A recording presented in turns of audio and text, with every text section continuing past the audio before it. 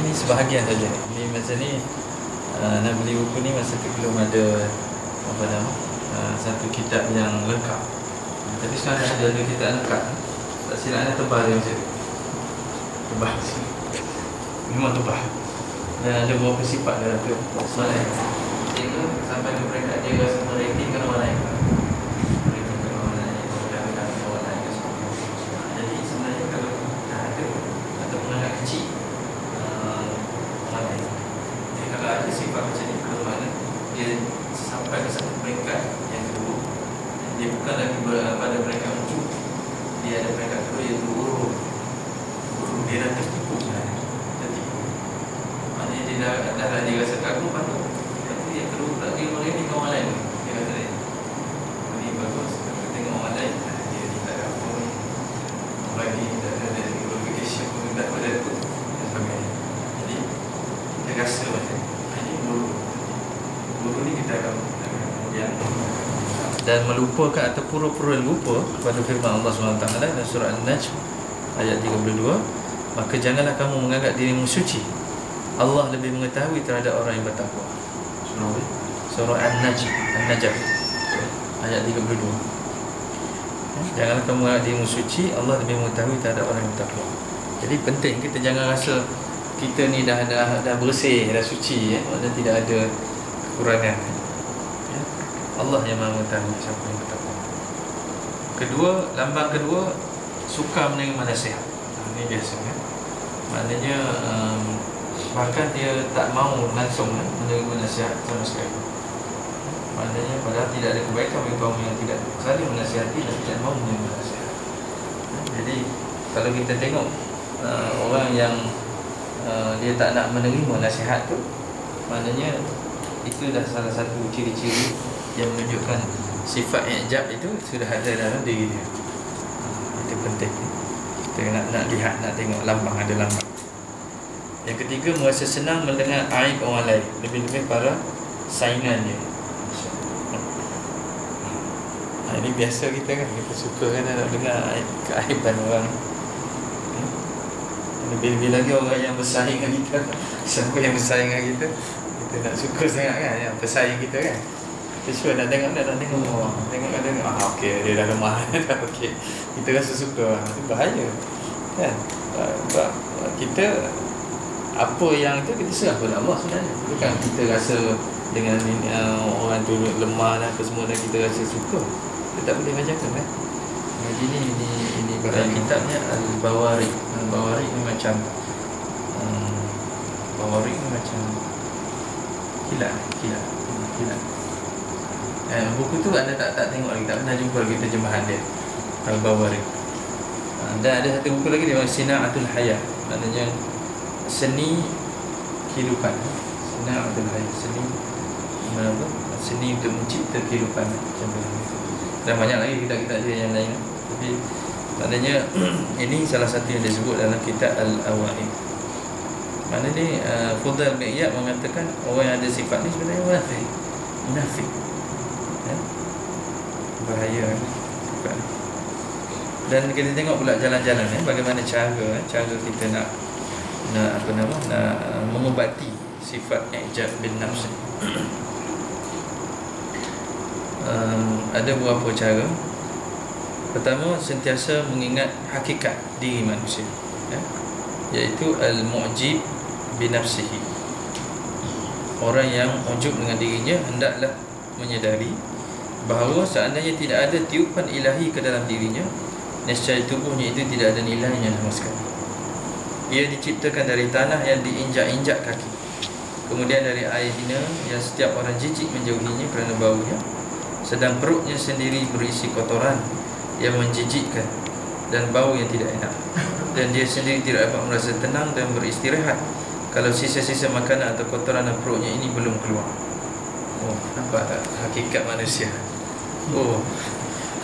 Sebenarnya apa benda yang kita nak bangga? Apa yang kita nak bangga? Diri kita lah. Apa yang ada di diri kita? Cuba tengok physically. Di satu tempat di West England, accident kat timur. Malaysia dah tak ada lah yang dah memang tak ada orang. Mungkin kita sikit. leads, buat mechanical engineering, dan masa tu Syed jumpa dulu lah dekat Bradford pada أسفل من الماء ولم تجد له مخرجا وعلى رب اشرح لي صدري ويسر لي أمري واحلل عقدة من لساني يفقهوا قولي اللهم انفعنا بما علمتنا وعلمنا ما ينفعنا ربنا يسر ولا تعسر يا كريم ربنا آتنا من خير اللهم اجعلنا من الذين يستمعون القول فيتبعون أحسنه آمين رب العالمين. أما بعد أعوذ بالله من الشيطان الرجيم بسم الله الرحمن الرحيم والسماء والطارق وما أدراك ما الطارق النجم الثاقب إن كل نفس لما عليها حافظ فلينظر الإنسان مما خلق من ماء دافق يخرج من بين الصلب والترائب إنه على رجعه لقادر يوم تبلى السرائر فما له من قوة ولا ناصر. صدق الله العظيم. Ikhwah yang anda muliakan semua, alhamdulillah kita bersyukur kepada Allah Taala kerana limpah kurnianya tempat kita berkumpul dan seterusnya meneruskan agenda kita dalam pemerintahan limpah kita. Dan pada pagi yang berbahagia ini, pada sama-sama kita lihat sedikit kupasan yang telah ditulis oleh Dr. Wahbah Az-Zuhaili, ulama yang boleh kata selalu juga datang ke Malaysia, tentang tafsir surah At-Tariq. Ini surah yang kita dengar daripada imam kita baca tadi. Mana yang kita ingat? Dia tadi imam balik lah.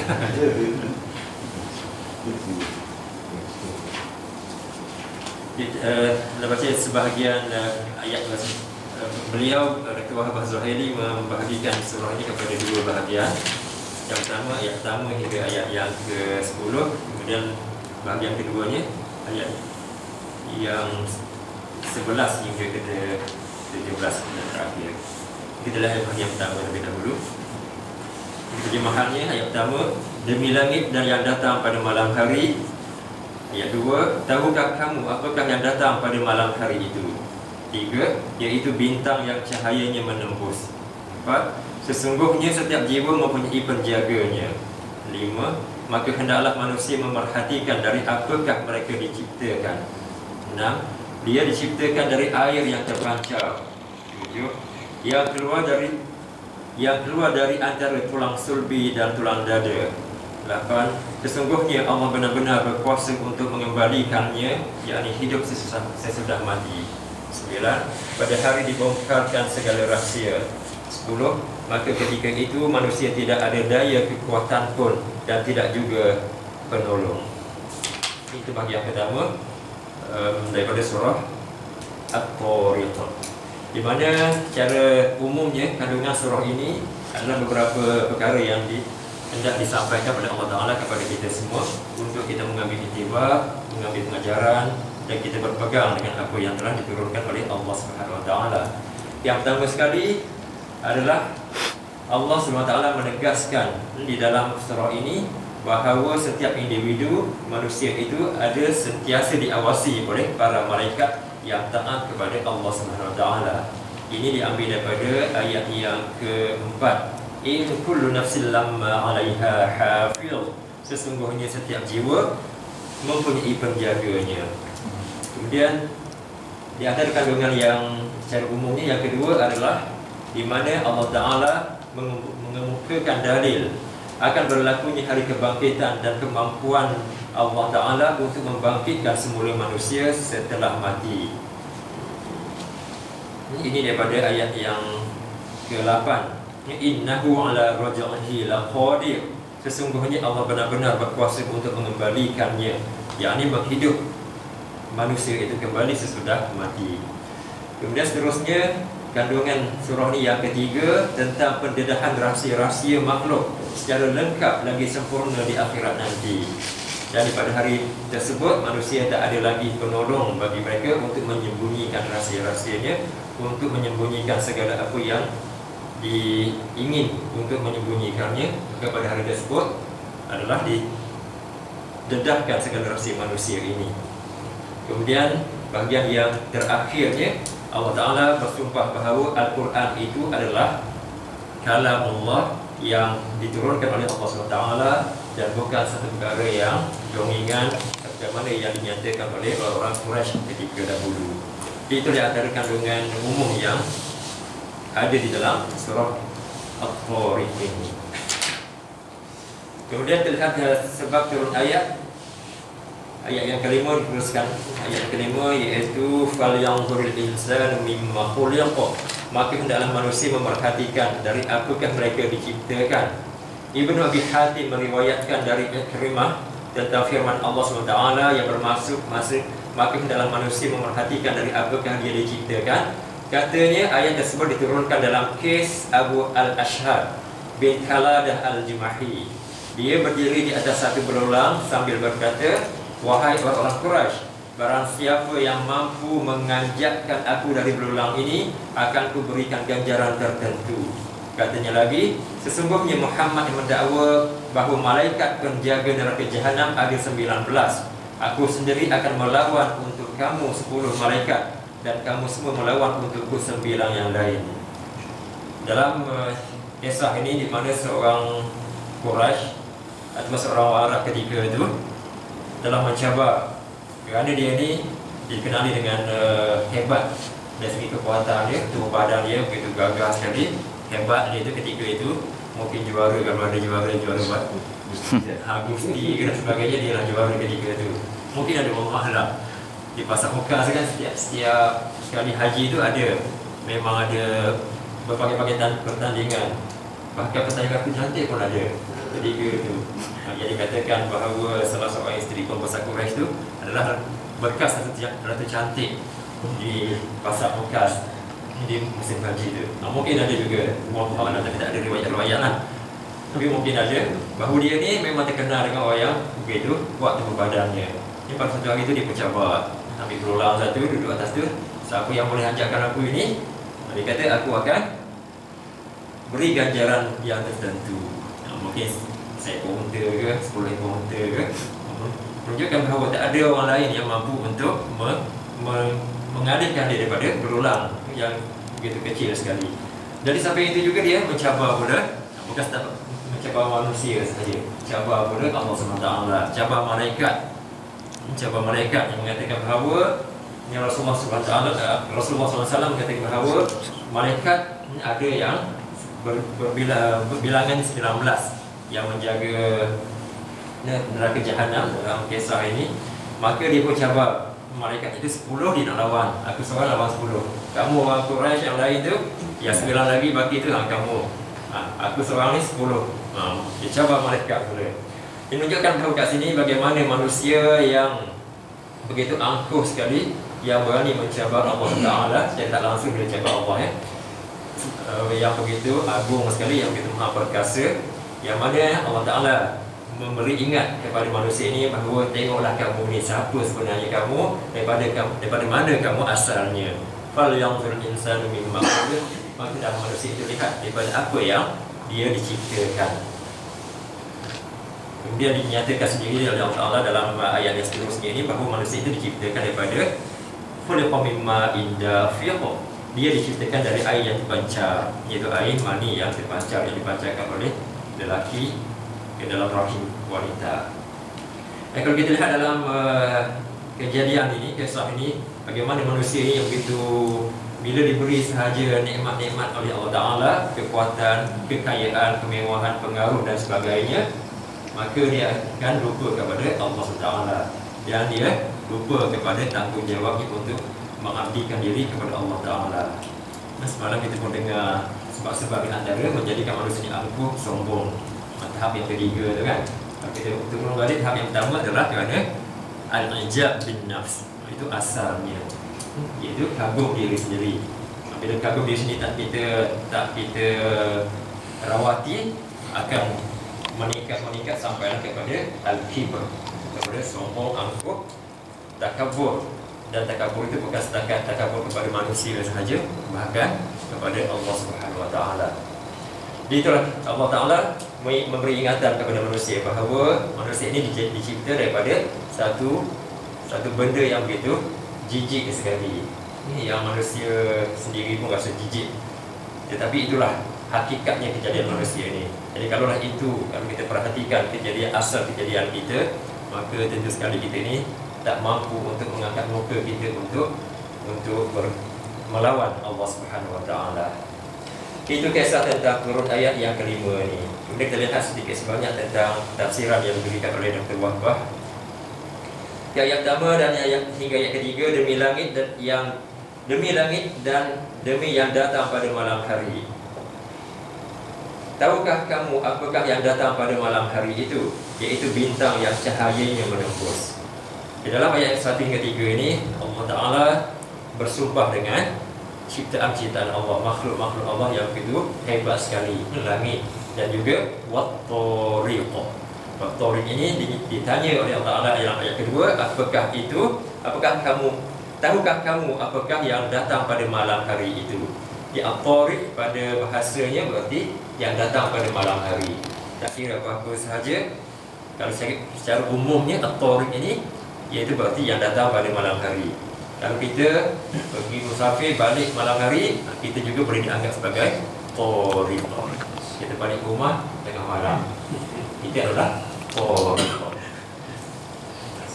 Dan memang ada larangan dari Rasulullah supaya kita ini tidak balik di malam hari, kecuali kita boleh sampaikan pesan dari dahulu kepada keluarga kita. Jadi sekarang ni mungkin ada masalah kan. Saya segera call je dulu.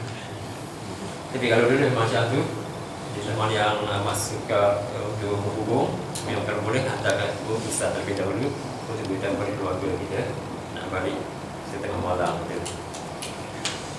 Dari segi bahasa, tariq ini adalah yang datang pada malam hari, tak kira apa sahaja. Dan kemudian ayat kedua bertanya, Allah Ta'ala tanya kepada Rasulullah sendiri dan kepada kita semua, tahukah kamu apakah yang datang pada malam hari itu? Maka dinyatakan, ditegaskan oleh Allah Ta'ala, iaitu An-Najmus Thaqib, iaitu bintang yang cahayanya menembus. Jadi at-tariq dalam ayat ini berarti bintang yang cahayanya menembus, yang begitu bersinar cahayanya. Itu yang dimaksudkan at-tariq dalam ayat ini. Jadi Allah Ta'ala bersumpah dengan langit dan juga sejenis bintang yang cahayanya begitu terang benderang. Kalau kita lihat bersinar ke atas sana. Cuma di sini ada beberapa pendapat ulama tentang bintang ini. Adakah bintang itu satu sahaja ataupun gugusan bintang? Ada beberapa pendapat ulama kat situ yang kata ada satu bintang sahaja, dan ada yang kata gugusan bintang.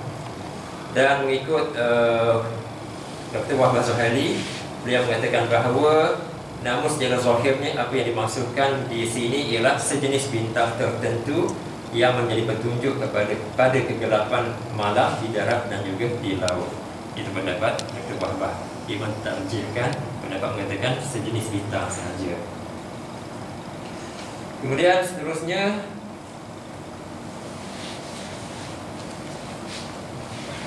beliau juga membawa satu hadis tentang malam hari ini. Di dalam hadis lain turut disertakan dengan doa. Rasulullah SAW mengajarkan kita doa, a'udzubika min syarri tawariqil laili wan nahar illa tariqan yakhluqu bi khairin ya Rahman.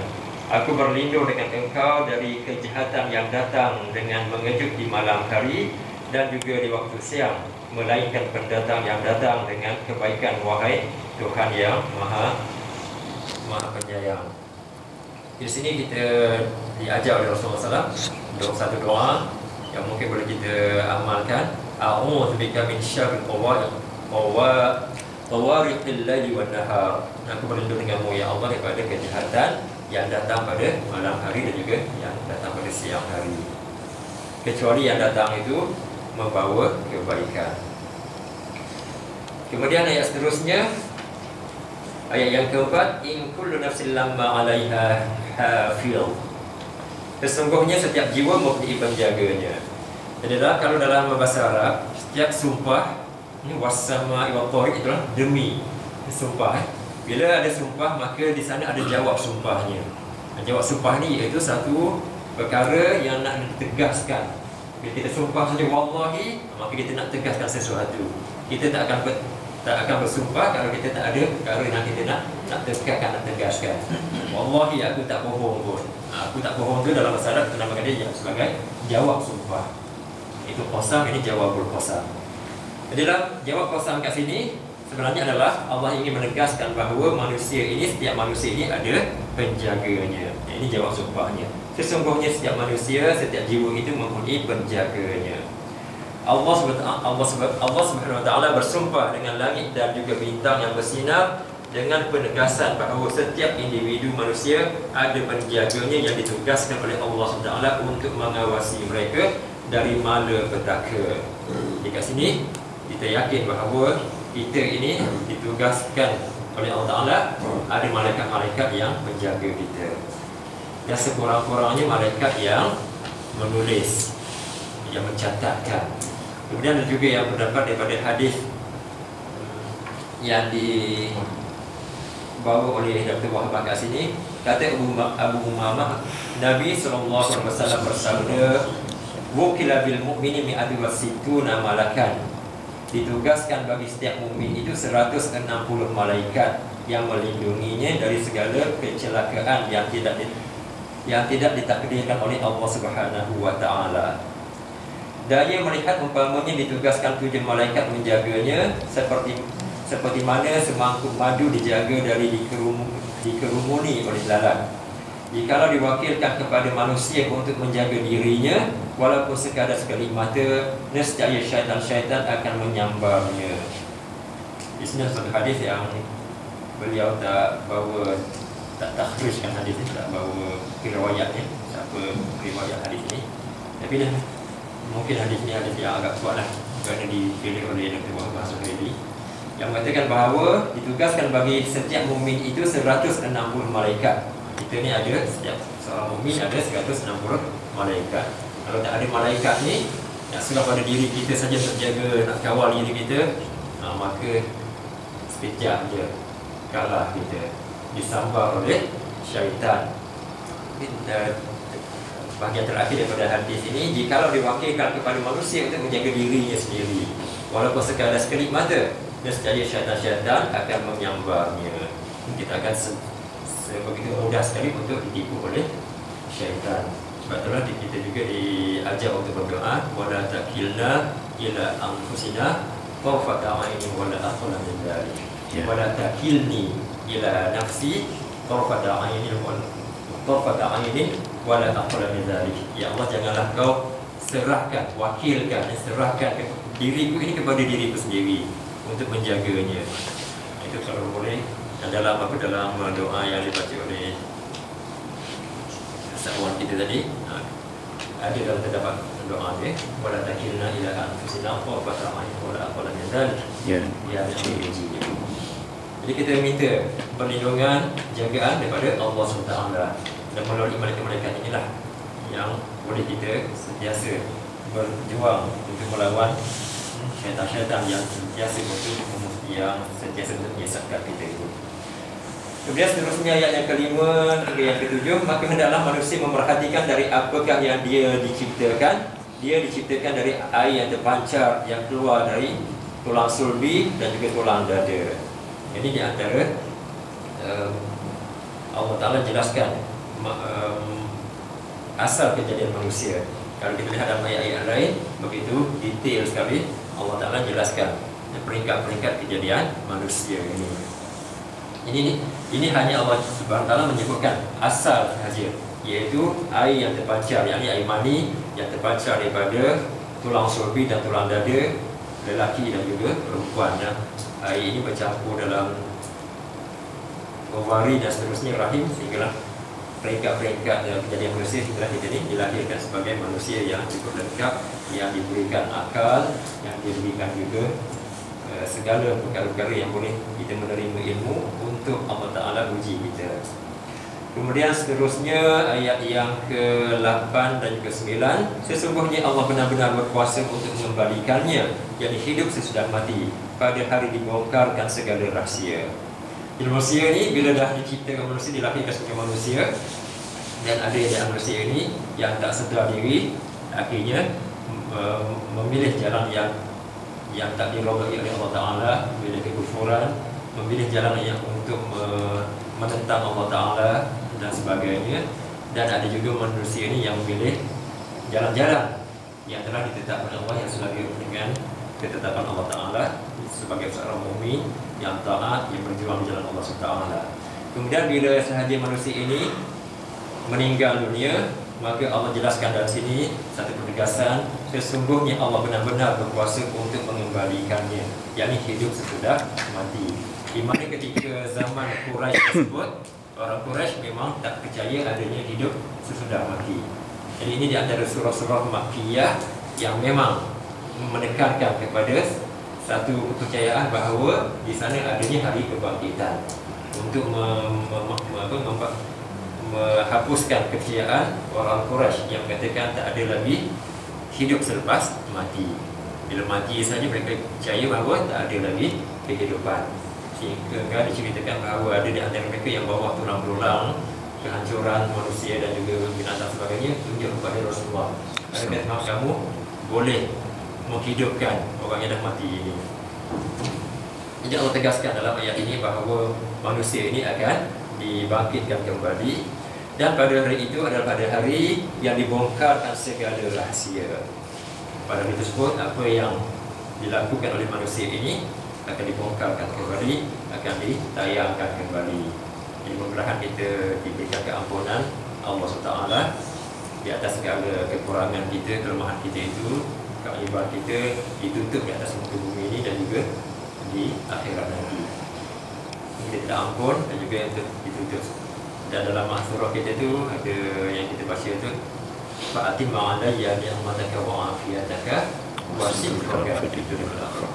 Allahumma inni asbahtu minka fi ni'mah.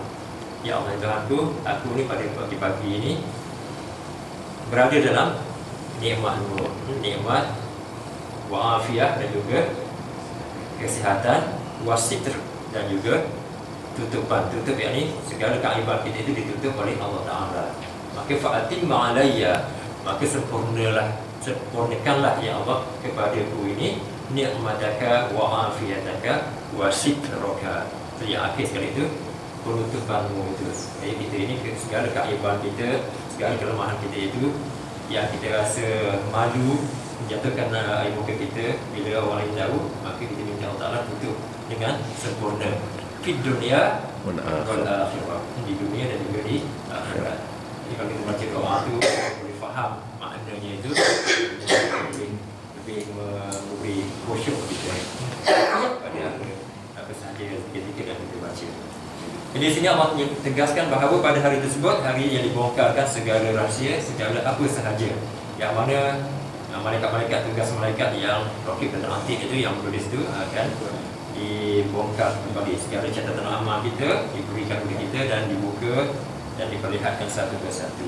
Jadi mudah-mudahan segala keaiban kita, segala dosa-dosa kita itu dipadam balik setelah kita mungkin lakukannya, dipadam dan di akhir nanti akan diampunkan Allah dan ditetapkan kepada semua ketika hisab tersebut. Kemudian seterusnya ayat yang ke-10 sebagai yang pertama ni.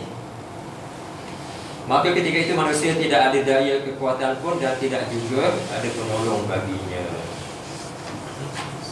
Kalau di atas muka bumi ini, kalau kita ada kuasa, maka kalau kita buat jahat apa sekalipun, buat salah, rasuah dan sebagainya, mungkin dengan kekuasaan kita, pengaruh kita, kita boleh tutup perkara itu sehingga tak boleh didedahkan dan juga tak boleh didakwa.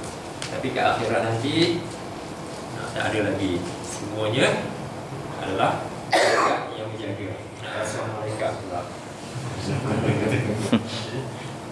Kadang-kadang mungkin ni hakim kadang-kadang tu boleh rasuah dan sebagainya kan. Kita lihat bagaimana Allah nyatakan pada hari tersebut tak ada lagi Manusia ini tak ada dari kekuatan pun dan juga tak ada penolong. Fama lahu min quwwatin wala nasir. Penolong tak ada, kekuatan dia pun tak ada.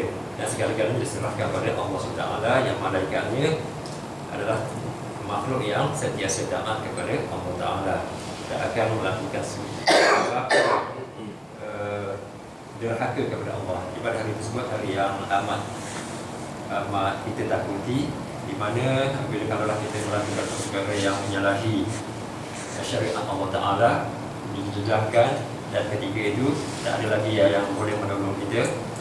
Bahkan kalau kita memang melakukan kejahatan ini, maka yang didedahkan itu kemudian dihisap dan ditakuti bahawa hisap kita itu yang beratnya adalah amalan-amalan jahat kita. Kalau alhamdulillah, maka kita tak ada penolong lagi ketika itu. Dan kita untuk mendapatkan pertolongan ini, perlu di antaranya caranya adalah kita mencari syafaat Rasulullah SAW. Dan kita amat perlu sekali kepada pertolongan bagi dia Sallallahu Alaihi Wasallam. Dan dari itu kita digalakkan untuk kita berselawat kepada Rasulullah Sallallahu Alaihi Wasallam. Kemudian kita masuk ke bahagian kedua. A'udzubillahi minasyaitonirrajim. Was-samaa'i dzatir raj'i wal ardi dzatis sad'i innahu laqawlun fasl wa ma huwa bil hazl innahum yakiduna kaida wa akidu kaida famahil kafirina amhilhum ruwaida.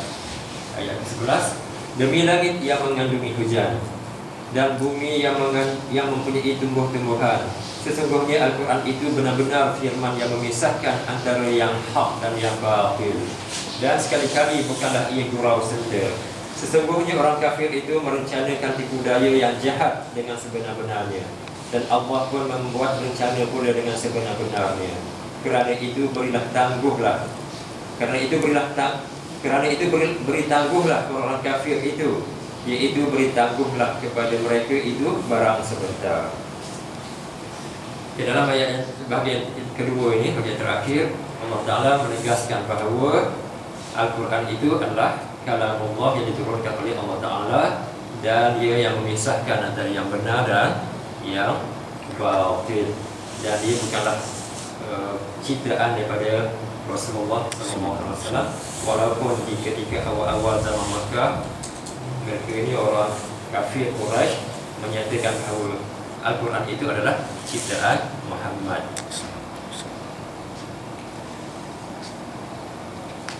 Di ayat yang ke-11, dan demi langit yang mengandungi hujan. Was-samaa'i dzatir raj'i.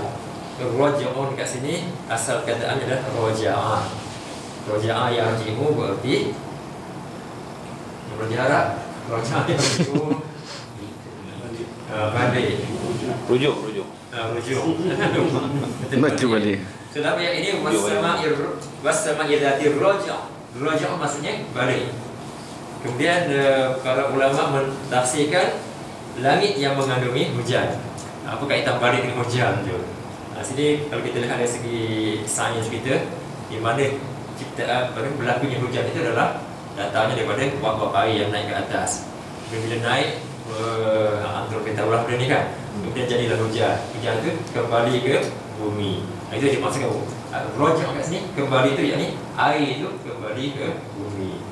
Kat sini kita cara tak langsungnya ada unsur-unsur sains dekat sini. Walaupun tak dinyatakan dengan jelas, tapi kalau kita fikir ar-rajah ni kat sini tak ada kaitan dengan apa-apa yang lain. Balik apa yang balik ni? Itu balik, itu hujan itu air itu kembali ke bumi. Itulah ulama tafsir menerjemahkan, mentafsirkan rajah ini adalah hujan. Hujan dalam bahasa Arab motor. Jangan panjang aja. Motor. Panjang. Jadi airport. Bahasa Arab ni panjang je ubah makna. Sebut motor betul. Sebut motor panjang sikit, itu dah jadi airport. Jangan sebut pula saya pergi motor nak sambut anak saya. Itulah jadi saya pergi hujan pun. Itu motor dan juga motor. Wal ardi dzatis sadq, dan bumi yang mempunyai tumbuh-tumbuhan.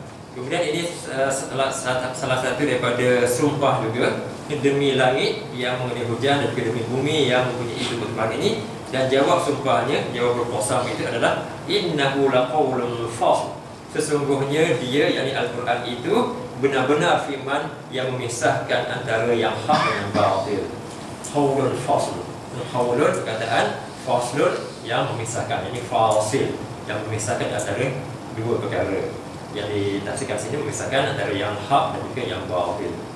Wa ma huwa bil hazl, dan sekali-kali bukanlah dia gurau senda. Ini Al-Quran itu bukanlah gurau senda, bukanlah perkataan dongengan yang dicipta oleh orang terdahulu ataupun dicipta oleh Nabi Muhammad SAW.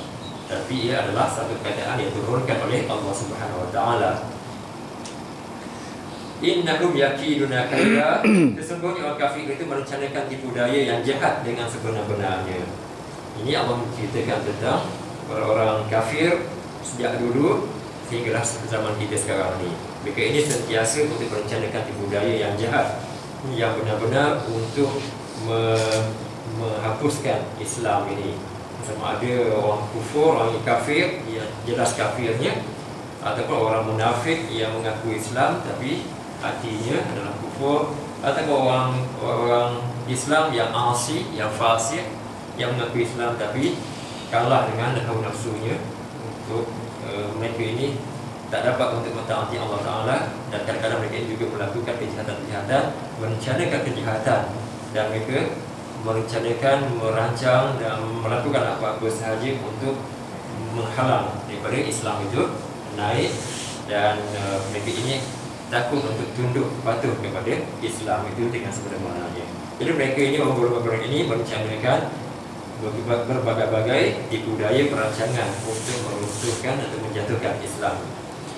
Dan Allah menyatakan bahawa wa akidu kaida, walaupun mereka itu merancang, tapi Allah jawab berkat sini, dan Allah pun membuat rencana pula dengan sebenar-benarnya. Wa makaru wa makarullah.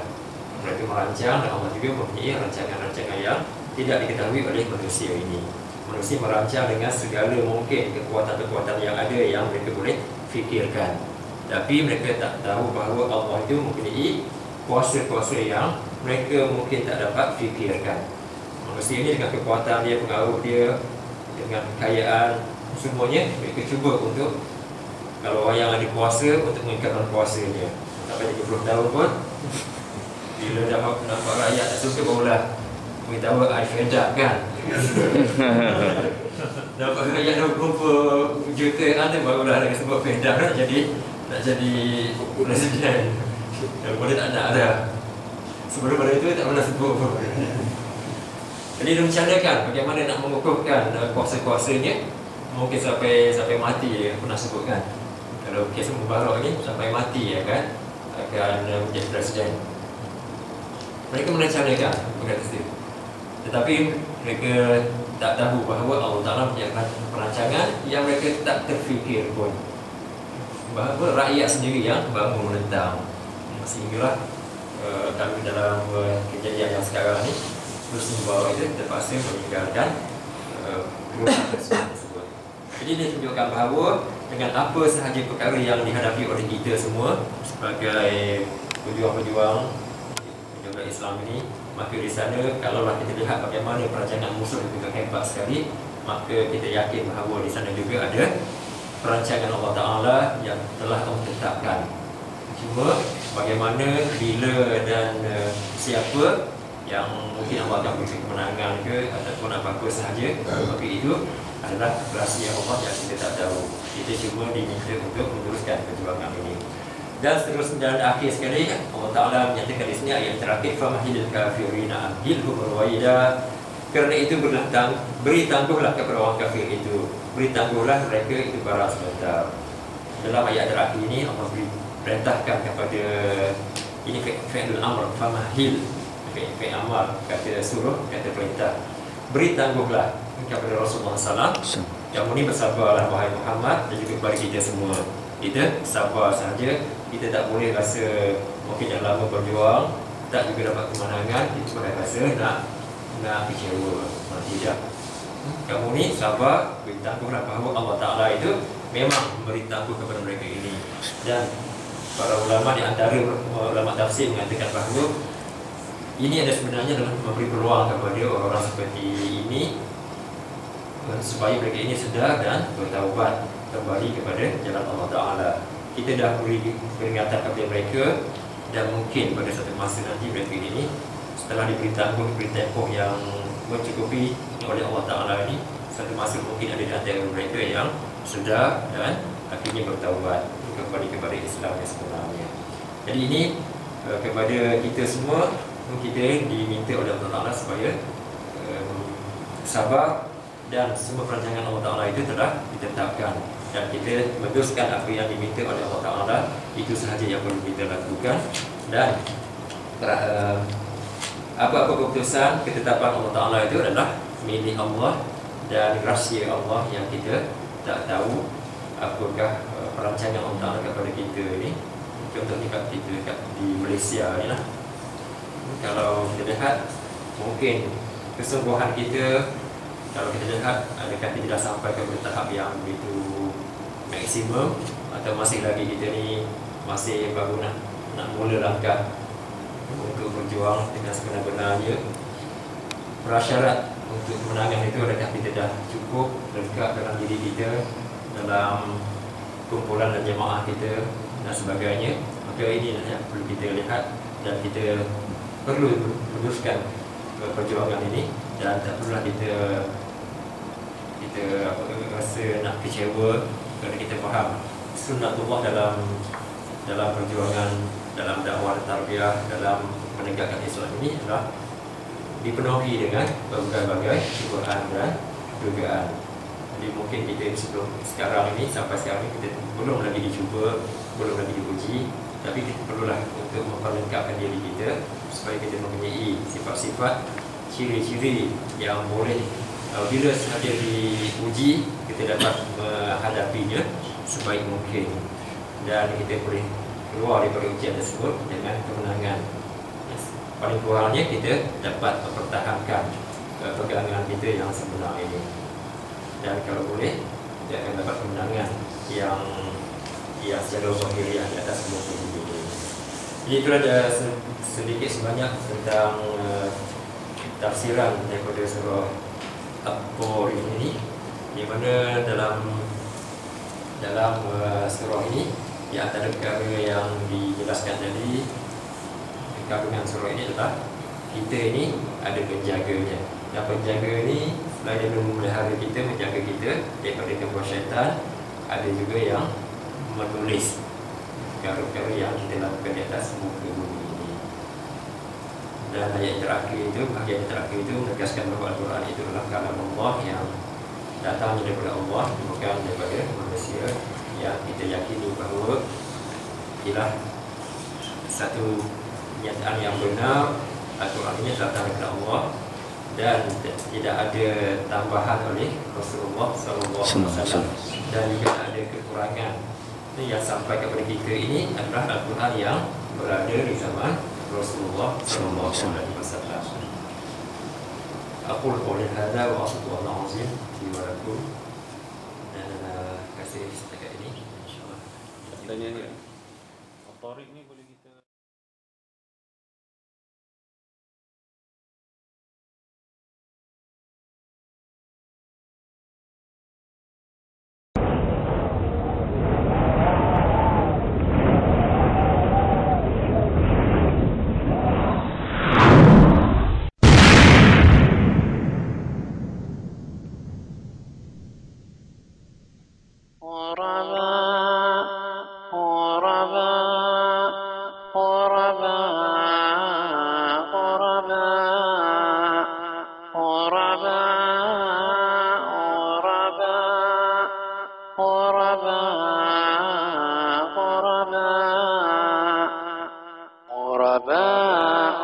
ولغير الله لا نحمي الجبال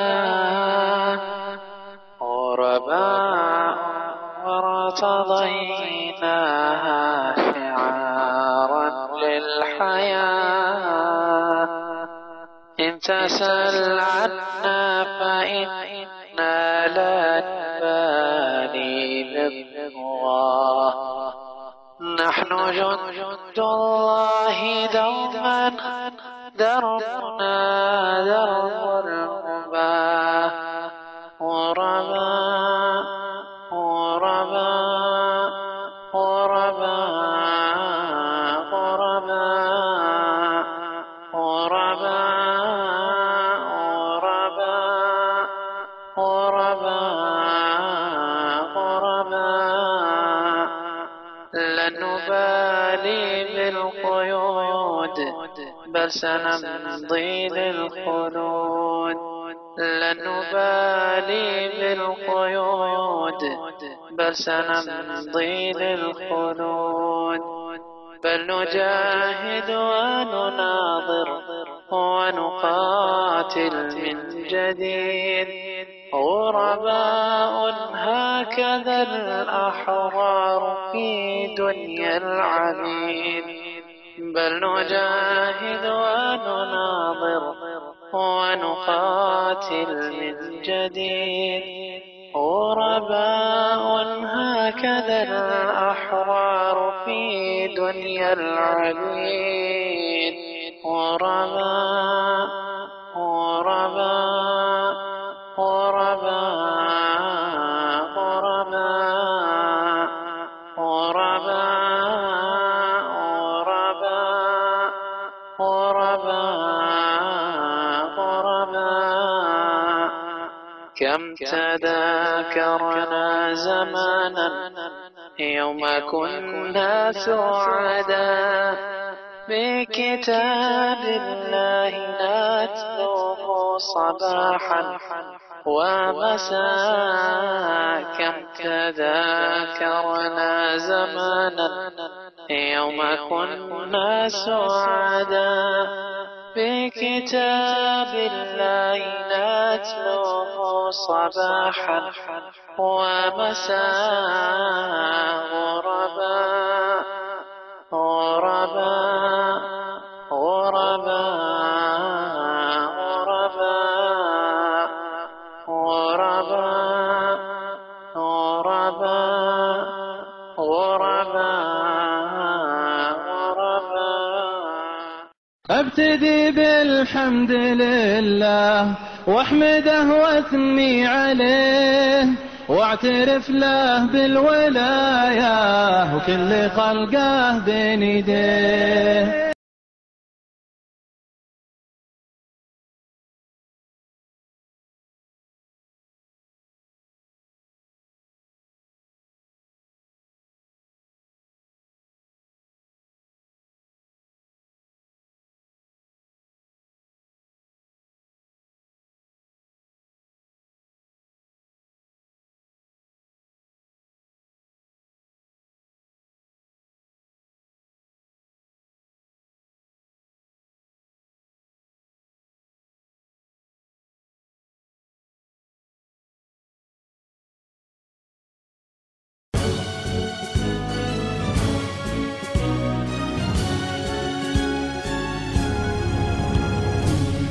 Puluhan tahun telah kian berlalu, jamaah dibina tanpa jemu.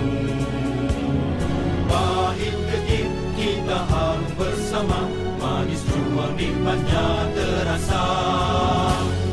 Dalam usrah kita sukun tarbiyah, janji setia dipatuhi. Dalam gerak kita menyusun langkah, amalan syura diyakini.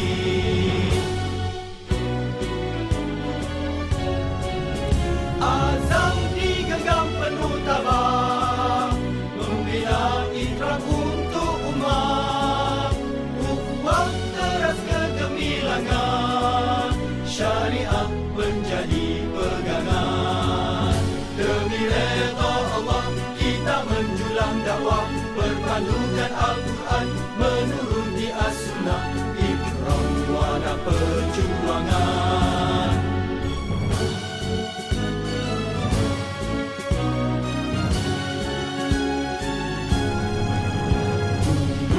Puluhan tahun telah kian berlalu, jamaah dibina tanpa jemu. Pahit getir kita harum bersama, manis juang nikmatnya terasa. Dalam usrah kita sujud tarbiyah, janji setia dipatuhi. Dalam gerak kita menyusun langkah, amalan syura diyakini.